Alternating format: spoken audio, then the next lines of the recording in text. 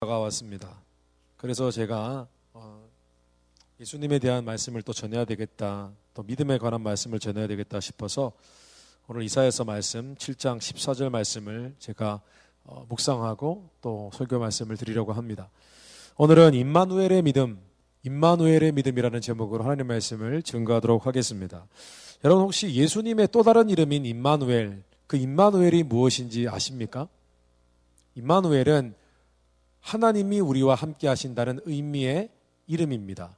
근데 그 이름은 어떻게 불려지게 되었냐면은 예수님이 사람의 몸으로 태어나시기 전에 이사야 선지자를 통해서 언급하신 이름입니다. 임마누엘. 앞으로 오실 메시아, 구원자의 이름을 임마누엘이라 하리라 라고 했습니다.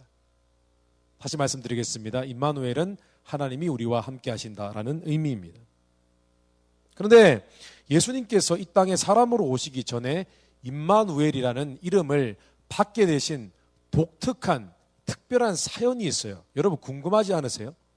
어떻게 예수님께서 사람의 모습으로 오시기 전에 이런 독특한 이름을 받게 되셨는지 그 사연 제가 말씀드리려고 합니다.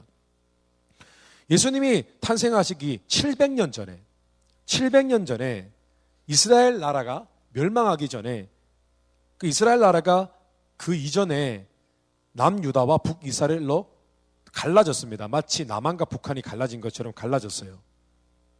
그런데 남유다 땅에 아하스라는 왕이 있었습니다. 그런데 어느 날 근처에 있는 아람군과 아람이라는 나라와 북이스라엘 나라, 이 두 나라가 동맹을 맺고 남유다를 침공한다는 소식을 듣게 됩니다. 그 아하스 왕은 굉장히 두려움에 떨었습니다. 이 두 나라가 연합하여서 공격하면 우리가 막을 수 있을까? 그렇게 고민했습니다. 근데 그때에 아하스 왕을 불쌍히 여기신 하나님께서 이사야 선지자를 통해서 예언의 말씀을 하십니다. 뭐라고 말씀하시냐 하면은 결코 두 나라가 남유다 땅을 침공하지 못할 것이다. 걱정하지 마라. 내가 너와 함께 하겠다. 내가 너를 도와주겠다. 너를 보호하겠다. 라고 하셨습니다. 근데 하나님께서 한 가지 제안을 하셨습니다. 아하스 왕에게. 어떤 제안을 하셨냐 하면 그의 믿음을 북돋아 주기 위해서, 그가 믿음이 없고 막 두려워하는데 그 사람을 위로해 주기 위해서 하나님께서 이사야 선지자의 입술을 통해서 이런 제안을 하십니다. 내가 너의 믿음을 더 좋게 해주고 내가 정말 너를 도와준다는 확신에 거하게 내가 도와주겠다. 그러니까 네가 무슨 징조이든지 내게 구해라. 내가 보여주겠다라고 얘기합니다. 하늘의 징조나 땅의 징조를 구해라 라고 했습니다. 이게 무슨 말이냐면 네가 만약에 하늘에 토네이도를 보내달라고 하면 내가 토네이도를 보여주겠다. 아니면 네가 지진을 일으켜서 하나님이 살아계신 증거를 보여달라고 그러면 내가 지진도 보여주겠다. 그러니까 네가 어떤 표적, 사인을 내게 보여달라고 구하기만 해라. 보여줄 테니 너는 그것을 보고 나를 믿으라 라고 하신 것입니다. 그런데 아하스 왕은 뭐라고 대답을 하냐면 이사야 선지자에게 나는 하나님을, 내가 믿는 신을 시험할 수 없습니다. 나는 징조를 구하지 않겠습니다 라고 대답을 합니다. 언뜻 들어보면은 여러분 굉장히 믿음 있는 그런 대답인 것 같죠. 그렇죠? 그런데 이것은 그의 믿음에서 나온 반응이 아니었습니다. 철저하게 하나님을 불신하는 마음에서 나온 대답이었습니다. 실제로 그는 하나님을 믿지 않았습니다. 하나님을 신뢰하지 않았고 이사야 선지자의 입술을 통해서 나오는 하나님의 예언이 하나님이 하신 예언이라고 생각하지 않았습니다. 그래서 이런 무성의한 대답을 한 것입니다. 하나님께서는 분명히 징조를 구하라고 하셨는데 징조를 구하지 않겠다는 겁니다. 실제로 시간이 많이 지나서 그는 하나님을 의지하기보다는 아수르 제국, 당시에 가장 위세를 떨치고 있던 아수르 제국을 신뢰하였고 아수르 제국과 결국은 동맹을 맺게 됩니다. 그런데 이때 하나님께서 화가 나셨어요. 하나님께서 실망하셨어요. 그래서 아하스 왕에게 이사야 선지자의 입술을 통해서 또 다른 예언을 주십니다. 뭐라고 예언을 주시냐 하면은 네가 내게 징조를 구하지 않아도 나는 너에게 징조를 보여주겠다라고 하십니다. 그때 하신 말씀이 바로 오늘 메시아 탄생에 대한 이사야 선지자의 예언이었습니다. 이사야가 이렇게 예언을 합니다. 그러므로 주께서 친히 징조를 너에게 주실 것이라. 보라, 처녀가 잉태하여 아들을 낳을 것이요 그의 이름을 임마누엘이라 하리라. 이게 무슨 말이냐면, 내가 언젠가는 남자를 알지 못하는 여자가 아이를 임신하는 그런 기적 같은 일을 내가 보여줄 텐데, 그 징조로 보여줄 텐데, 그때가 되면 아무도 너처럼 나를 믿지 않는 그런 실수를 저지르지 않게 될 것이다. 그때에 처녀가 아이를 임신하는 그런 기적을 보게 되면 그 사람들은 나를 믿게 될 것이다. 나를 정말 신뢰하게 될 것이다. 그런 뜻입니다. 결국 임마누엘이라는 이름은 하나님을 온전히 신뢰하지 못하는 자들에게 주신 하나님의 책망의 이름이었고, 또한 하나님을 이제는 전적으로 신뢰하는 사람이 나와줬으면 좋겠다라고 생각하신 하나님의 바람의 이름이었던 것입니다. 여러분, 예수 그리스도의 동정녀 탄생 믿으십니까? 처녀가 잉태하여 아들을 낳는 것을 믿으십니까? 여러분, 만약에 오늘 하나님의 이 예언처럼 임마누엘이라는 이름의 아이 예수 그리스도 메시아의 탄생을 믿는 사람이라면 여러분, 그 사람의 믿음은 특별해야 됩니다. 정말 남자를 가까이 하지 않는 그런 여자가 아이를 임신하는 것을 믿는 그 믿음이라면 이 믿음은 정말 특별한 믿음입니다. 임마누엘, 하나님이 우리와 함께 하신다는 사실을 우리는 철저히 믿는 자들이 되어야 됩니다. 하나님은 그것을 염두에 두고 우리에게 이 기적의 사건, 예수 그리스도의 탄생의 사건을 보여주신 것입니다. 그렇다면 하나님이 우리와 함께 하신다는 이 임마누엘의 믿음이라는 것은 어떤 믿음을 의미하는 것일까요? 먼저 임마누엘의 믿음은 우리의 삶에 치밀하게 간섭하시는, 치밀하게 개입하시고 간섭하시는 하나님의 역사를 믿는 믿음입니다. 여러분, 예수 그리스도의 동정녀 탄생, 이 탄생은 하나님이 사람이 되신 사건입니다. 이것은 단순히 하나님께서 어떤 특별한 사람을 보내신 사건이 아니라 하나님께서 사람의 몸이 되신 사건입니다. 그래서 우리는 이 사건을 영어로는 incarnation 또는 한문으로 성육신이라고 합니다. 성스러운 하나님이 사람의 육체를 입었다고 성육신이라고 부릅니다. 그런데 동정녀 마리아의 탄생, 예수 그리스도의 탄생은 단순히 어떤 초자연적인 기적이나 아니면은 하나님께서 이 땅에 겸손한 모습으로 오셨다라는 의미만을 담고 있지 않습니다. 예수 그리스도의 동정녀 탄생은, 이 사건은 바로 영적인 세계 속에만 계셨던 하나님께서 자신의 구원 계획을 완성하시기 위해서 이 물질적인 세계 속으로 들어오신 사건입니다. 여러분 한번 생각해 보세요. 우리는 4차원이라는 얘기를 합니다. 4차원. 그 이상한 사람 말이 있어. 정신이 이상한 사람 4차원이라고. 그게 아니고요. 4차원이라는 것은 원래 이 물질적인 세상을 얘기하는 것이 아니라 그 이면의 영적인 세계를 4차원이라고 보통 부릅니다. 하나님께서는 4차원 영적인 세계 속에 계셨습니다. 그런데 이 물질, 육체가 있고 이 움직이는, 이런 만질 수 있는 이런 것들이 있는 이 물질 세계 속으로 하나님께서 들어오셨어요. 하나님은 몸이 있으신 분이 아니세요. 하나님은 영이세요. 그분이 이 땅에 들어오셨다는 것입니다. 그것을 우리는 다른 말로 하나님의 개입하심, 간섭하심이라고 부를 수 있다는 것입니다. 성육신이 있기 전까지, 하나님께서 사람이 되시기 전까지 하나님은 오로지 천사나 하나님의 보이지 않는 영, 성령을 통해서만 이 땅에서 일하시고 자신을 나타내셨습니다. 단 한 번도 하나님께서는 스스로의 모습을 직접 나타내신 적이 없으세요. 그런데 하나님께서 마침내 직접 이 구원의 사건에 개입하시기로 작정하셨습니다. 여러분은 혹시 하나님께서 사람의 모습으로 이 세상에 들어오시기 위해서 얼마나 심사숙고하시며 일하셨을까 한번 생각해 보셨습니까? 하나님께서 이 땅에 들어오실 때에, 이 땅에 사람으로 오실 때에 하나님께서는 자연의 질서를, 하나님께서 직접 만드신 자연의 법칙을 거스르지 않기 위해서 사람으로 뿅 해서 나타나신 것이 아니라 여자의 자궁을 빌려서 그 속에서 태아로 발현되셔서 오셔야 했습니다. 그러면 이미 자연의 법칙을 거스르신 것이 아닌가? 남자의 정자가 없는데 어떻게 여자의 난자로 태어나실 수 있는가 생각하실 수 있습니다. 그런데 여러분, 이미 인간의 과학은 그런 것이 가능하다는 것을 이미 증명했습니다. 바로 복제입니다. 복제, 클론. 양이 이미 복제가 되었습니다. 동물들이 복제가 되었습니다. 그런데 그 복제가 어떻게 이루어진 줄 아십니까? 암컷과 수컷의 그것이 서로 만나서 이루어진 것이 아니라 체세포를 떼어서, 이미 성인이 된 체세포를 떼어서 그 암컷의 난자에 집어넣어서, 에그에 집어넣어서 그렇게 발현되게 만든 것이 복제입니다, 여러분. 말이 안 되지 않습니까? 하나님의 능력이 왜 여자의 몸을 빌어서 사람이 되시지 못하겠습니까? 여러분 믿으십니까?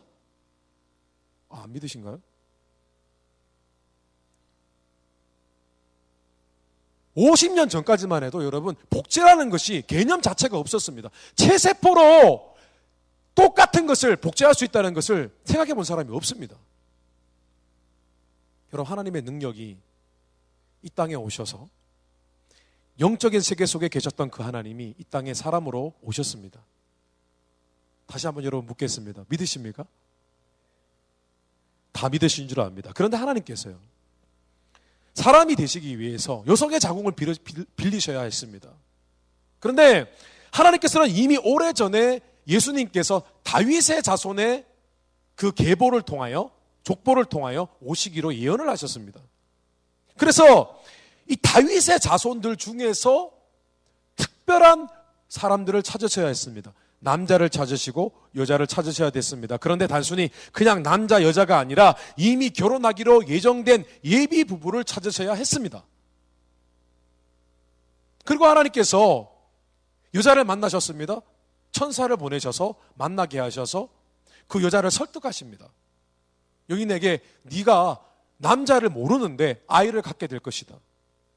그런데 당황스럽습니다. 그런데 하나님께서 하나님께 순종할 만한 여인을 고르셨어요. 그리고 그 여인을 설득하셨습니다. 그리고 또 한편으로는 그녀의 남편이 될 요셉이라는 사람을 만나셨습니다. 꿈으로 만나셔 주셨습니다. 설득하셨습니다. 요셉은 자신이 아직 결혼도 하지 않았는데 이 마리아가 임신한 사실을 알게 되었습니다. 그래서 조용히 그냥 파혼을 하려고 했습니다.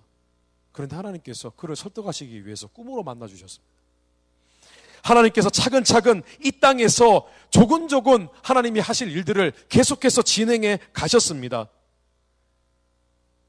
어디 그뿐입니까? 당시 로마에 예수님이 태어나셨을 때에 로마에 인구조사가 있었습니다. 그때에 사람들이 그 지역에 너무 많이 몰리는 바람에 예수님이 태어나셔야 됐는데, 태어나실 무렵에, 태어나신 게 아니고 태어나실 무렵에 아이를 낳을 장소가 필요했습니다. 그런데 모든 여관이 다 꽉 찼습니다. 그래서 하나님께서는 이 마리아와 요셉을 위해서 마구간이 있는 집을 예비하셨습니다.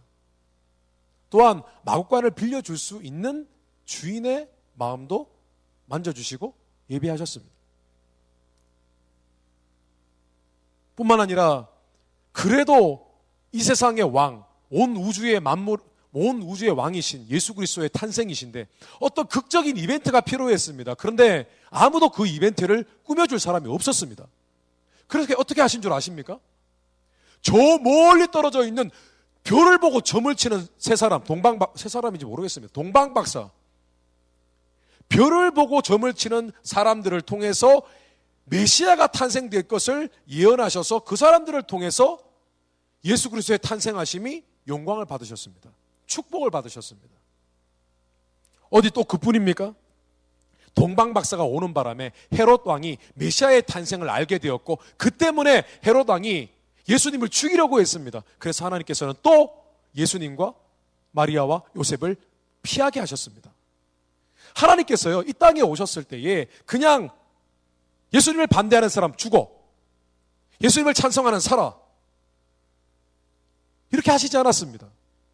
이 땅에 친히 개입하시고 간섭하셔서 하나님의 역사를 하나하나 꼼꼼히 이루어 가셨다는 것입니다. 그런데 그 하나님의 역사는요, 그 하나님의 개입하심과 간섭하심은 자연의 질서를 흐트러지는 것도 아니고 매우 주도 면밀하고 매우 치밀한 그런 모습이셨습니다. 정말 하나님께서는 한 사람 한 사람 환경 하나하나에 질서 있고 주도 면밀하게 개입하시고 간섭하셔서 마침내 예수 그리스도를 우리에게 주셨다는 것입니다. 믿지 않는 사람이 하나님을 믿게 되기까지의 과정을 돌아보면 하나님께서 얼마나 그의 삶을 만지시고 주관하시고 개입하시고 간섭하시는지를 우리가 엿볼 수가 있습니다. 한 남자가 있었습니다. 한 남자가 있었는데 어린 나이에 부모님을 다 여의게 되었습니다. 그런데 부모님께서 친척들에게 돈을 맡기고 그 아이를 잘 돌봐주라고 유언을 했습니다. 그런데 아이의 어머니와 아버지가 죽자 친척들이 그 돈을 가로챕니다. 그래서 그 아이가 슬픔 가운데 중고등학교 때 마음에 독한 마음을 먹습니다. 그래 두고 보자.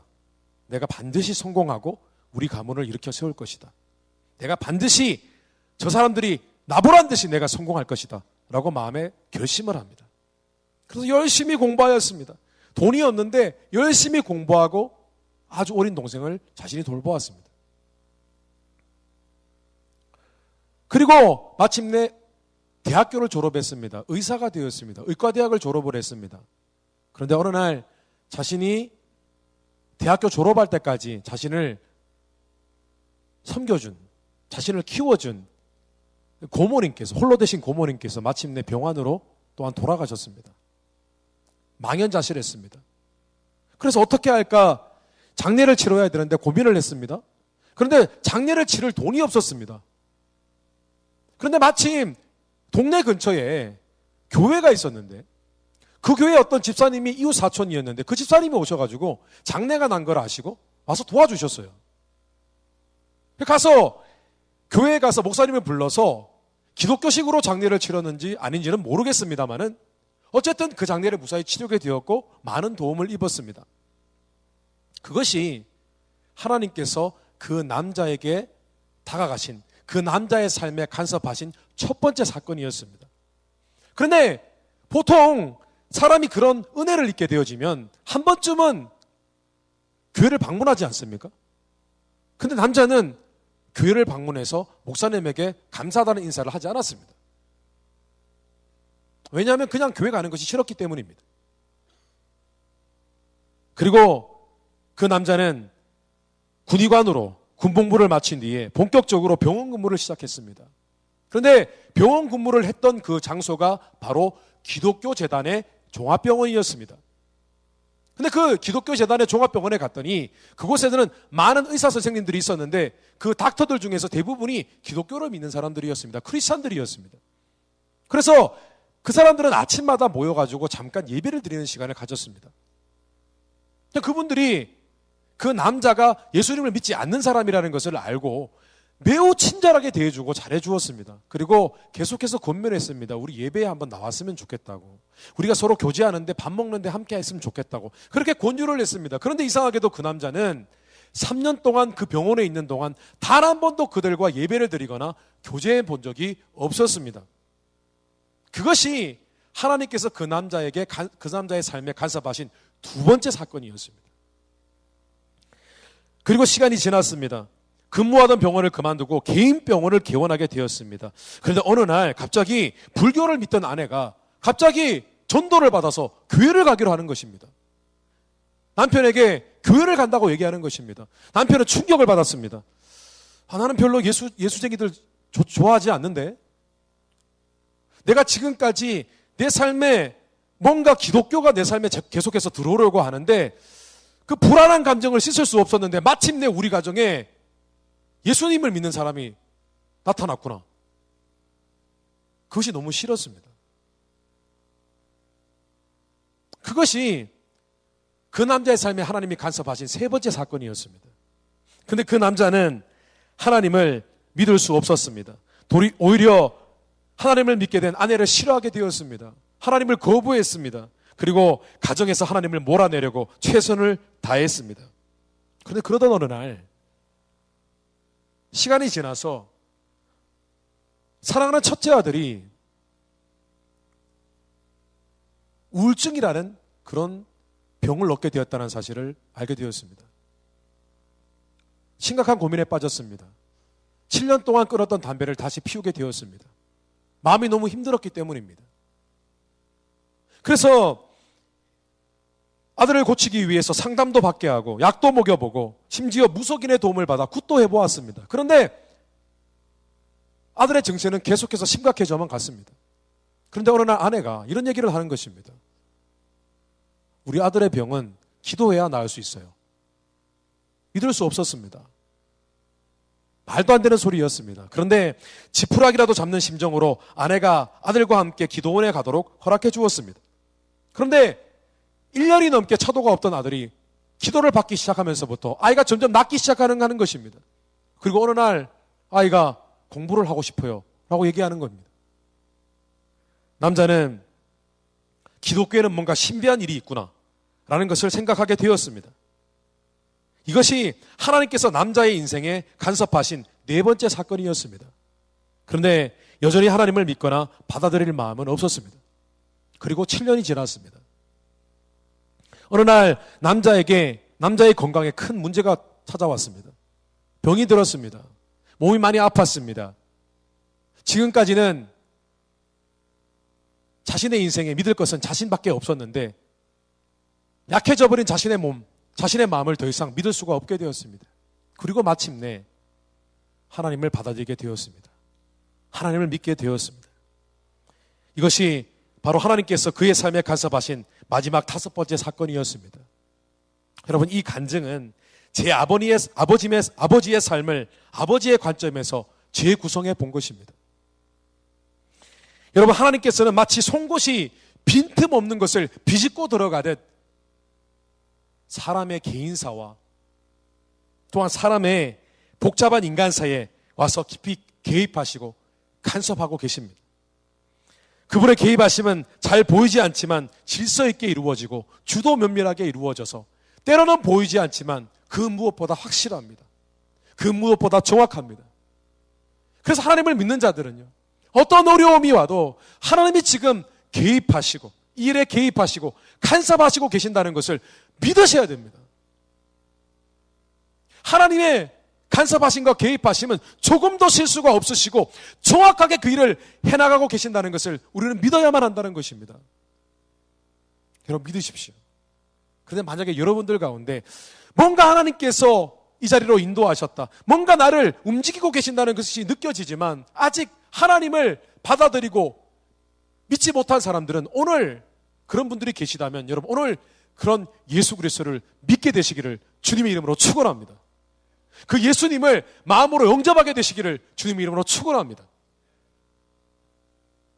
여러분, 일이 다 끝난 후에 하나님이 개입하셨구나, 간섭하셨구나 깨닫는 사람이 아니라 그 일이 이루어지기 전에 힘든 일이 있어도 그 상황 가운데 우리와 함께 하셔서 우리의 삶에 개입하시고 간섭하시는 그 하나님을 믿는 임마누엘의 믿음을 갖게 되시기를 주님 이름으로 축원합니다.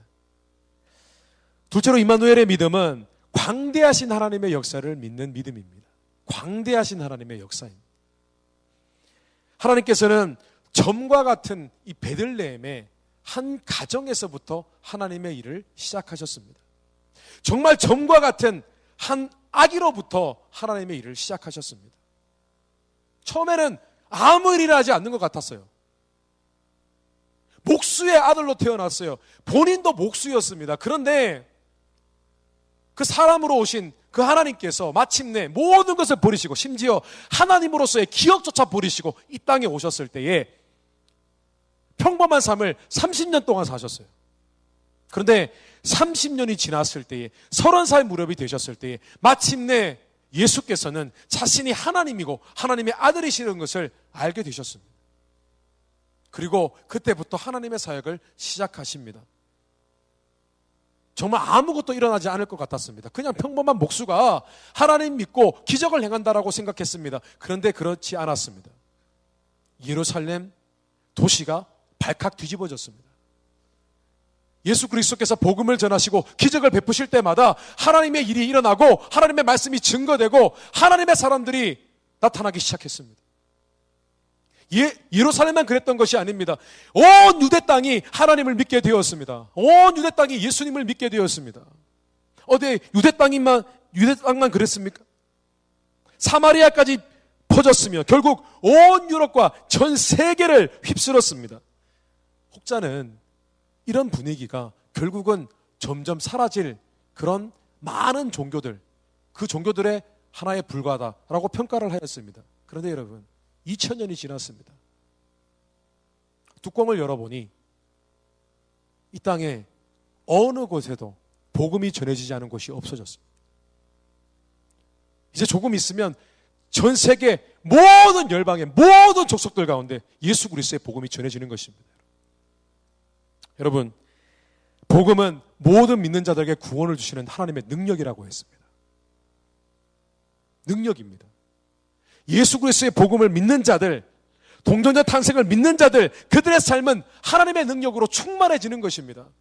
그 능력은 보통 능력이 아니라 아주 작은 점에서 시작하지만 그것이 확장되고 커지고 한계를 뛰어넘는 그런 능력입니다. 복음을 제대로 믿으면 한 개인의 삶이 뒤집어집니다. 복음을 제대로 믿으면 한 지역사회가 변합니다. 복음을 제대로 믿으면 한 가정이 변합니다. 복음을 제대로 믿으면 한 나라가 변하게 되어지는 것입니다. 제가 예전에도 한번 소개해드린 적이 있는 것 같습니다. 미국 땅에 노예제도를 폐지한 사람이 링컨 대통령이었다면 영국 땅에 노예제도를 폐지한 사람은 윌리엄 위버포스라는 사람입니다. 그런데 이 사람은 그다지 위대한 사람이 아니었습니다. 물론 가문은 굉장히 부유한 그런 가문이었습니다. 그가 1759년에 태어났습니다. 아버지가 8살 때 돌아가셨습니다. 그런데 고모님으로부터 신앙적인 영향을 받아서 예수님을 믿게 되었습니다. 그런데 이 사람이 대학교를 갔을 때 인생에서 굉장히 방황을 했습니다. 학교는 머리가 좋아서 학교는 좋은 대학을 갔습니다. 영국의 캠브리지 대학이라고 여러분 아시지 않습니까? 그 대학을 졸업을 했습니다. 그런데 워낙 노는 것을 좋아해서 언제나 여행을 다니곤 했습니다. 그 방랑벽이 있었어요. 그래서 유럽을 여행했습니다. 그런데 유럽을 여행하다가 배에서 어떤 사람을 만납니다. 그 사람과 종교적인 이야기를 나누었습니다. 특별히 기독교에 대한 이야기를 나누었습니다. 그러면서 함께 책을 읽었는데 그 책의 제목이 영혼에서 종교의 발생과 진보, 이상한 이름입니다. 근데 그 책 가운데 하나님에 대해서 생각하게 되어지고 그러면서 그 사람이 마음에 회심을 했습니다. 정말 진심으로 하나님을 영접하게 되었습니다. 그리고 그가 마음을 고쳐먹고 열심히 공부하였습니다. 그리고 변호사가 됩니다. 그리고 마침내 변호사가 되고 난 뒤에 그는 하나님 앞에 이렇게 결단을 합니다. 전능하신 하나님께서는 내 앞에 두 가지의 큰 목표를 두셨다. 하나는 노예 무역을 폐지하는 것이고 다른 하나는 사회의 악한 관습을 개혁하는 것이다 라고 그의 일기장에 썼습니다. 당시 18세기 때는 정말 이 노예 제도가 너무 성행해서 정말 많은 사람들이, 많은 흑인들이 핍박을 받았습니다. 그리고 그 당시에 많은 사업들이 있었지만은 그 사업들 중에 가장 돈이 되는 사업이 바로 노예 무역이었습니다. 노예 무역. 그래서 아무도 노예 무역을 폐지하자라는 말을 할 수 없을 만큼 그만큼 일자리 창출이 많았습니다. 이 노예를 통해서 얻는 일자리가 많았다고요. 그런데 윌리엄 위버포스는 1798년에 노예 무역을 폐지하자고 과감히 캠페인을 벌이기 시작했습니다. 근데 그 사람이 체구가 굉장히 작아요. 키도 작아요. 그런데 이 사람이 150번이나 의회 사람들과 함께 모여서 논쟁을 벌입니다. 150번이나 만나가지고 격렬한 논쟁을 벌입니다. 4시간, 5시간, 7시간 하는 논쟁을 150번이나 벌입니다. 그리고 그가 마침내 하원 의원이 되어서 계속해서 그 일을 추진해 나갑니다. 그런데 아무런 일이 일어날 것 같지 않았습니다. 그런데 시간이 지나면서 점점 사람들이 변하기 시작합니다. 그리고 마침내 영국의 1807년에 영국 하원은 그에게 존경을 보내면서 노예 무역 금지법을 발의합니다. 그래서 노예 무역이 금지가 되었습니다. 그런데 노예 무역은 금지되었는데 노예 제도는 금지된 것이 아니었습니다. 그래서 또 그는 힘을 내어서 뛰기 시작합니다. 하나님께 기도하고 하나님 변화시켜달라고 또 기도합니다. 또 달려갑니다. 사람들을 설득합니다. 그 당시에 이 윌리엄 위버포스를 암살하려는 사람들도 있었습니다. 너를 죽이겠다는 그런 편지를 수도 없이 받았습니다. 그런데 그는 굴복하지 않았습니다. 이것이 하나님의 뜻이며 하나님께서 나의 삶 가운데 역사하고 계시는 것을 믿는다라는 믿음으로 그렇게 그 일을 추진해 나갔습니다. 그리고 그가 마침내 죽기 전 3일 전에 영국에 마침내 노예 금지법이 발의가 되었습니다. 노예 제도가 폐지가 되었습니다. 여러분, 하나님은 그 하나님의 능력은 광대하십니다. 그 하나님의 능력을 신뢰하는 자들과 함께 하십니다. 그래서 그들의 능력, 그들의 재능을 활성화시키십니다. 그들의 비전을 현실화시키십니다. 그리고 그들의 작은 영향력을 확장시키십니다. 마치 양을 치는 목동이었던 그 다윗이 그저 짐승들, 양을 물어 죽이는 짐승들을 쫓아보내기 위해서 사용했던 그 물맷돌이 있었지 않습니까? 그런데 그것을 어디다 사용하였습니까? 블레셋의 장수 골리앗을 넘어뜨리는데 사용되지 않았습니까? 하나님의 능력은 광대하십니다. 하나님의 능력은 우리의 삶을 변화시킬 수 있어요. 하나님의 삶은 우리의 삶의 영향력을 극대화시킬 수 있으시다는 것입니다. 여러분, 이것을 믿으셔야 됩니다. 그것을 믿는 그런 임마누엘의 믿음으로 갖게 되시기를 주님 이름으로 축원합니다. 여러분, 말씀을 정리하겠습니다. 하나님께서 임마누엘이라는 이름을 우리에게 주신 것은 이제는 우리가 예수 그리스도의 동정녀 탄생을 믿는 믿음을 가진 자들인데 이제는 우리가 하나님을 정말 온전히 신뢰할 것을 기대하시는 마음으로 하나님이 주신 이름입니다. 그래서 임마누엘의 하나님, 임마누엘 예수 그리스도를 믿는 자들은 하나님이 우리와 온전히 함께 하시는 것을 믿으셔야 됩니다. 그 하나님께서 우리의 삶 가운데 개입하시고 간섭하시고 그 광대하신 능력으로 우리의 삶을 주관하시는 것을 믿으셔야 됩니다. 여러분, 지금 한 해가 끝나갑니다.